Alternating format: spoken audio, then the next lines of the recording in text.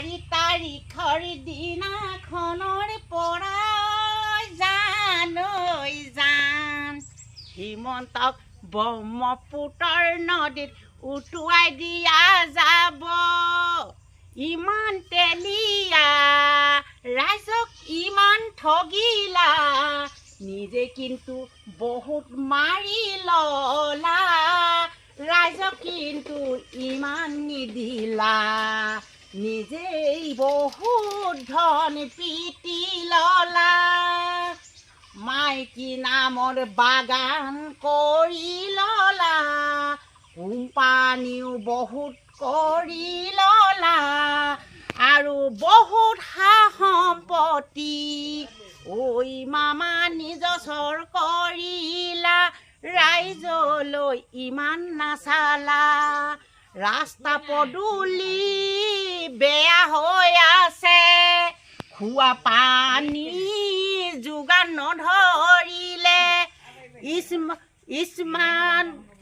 Smart meter box আমাক লগাই বহুত পইচা আমাৰ পৰা খিলালে।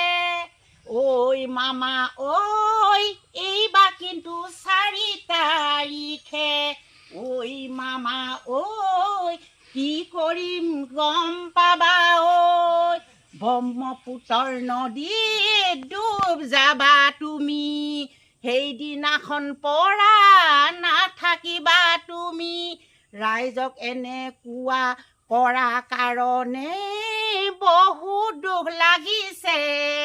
ঐ মামা ঐ, তেলীয়া মামা ঐ, আমাৰ পৰা ধন মাৰি আমাকেই দিলা, মাছৰ তেল কিয় ভাজিলা। ঐ মামা ঐ, কিয়নো ৰাইজক এনেকুৱা কৰিলা, ৰাইজে কৰিলে ৰজা কিন্তু আমিয়েই প্ৰজা। আমাক যদি এনেকুৱা কৰে আৰু কি থাকিব, এবাৰ দকৈ ভাবি চোৱা। ঐ মামা ঐ, দকৈ ভাবি চোৱা, কিন্তু 4 তাৰিখৰ পৰা ব্ৰহ্মপুত্ৰত ডুব যাবা, জানানে ঐ মামা ঐ।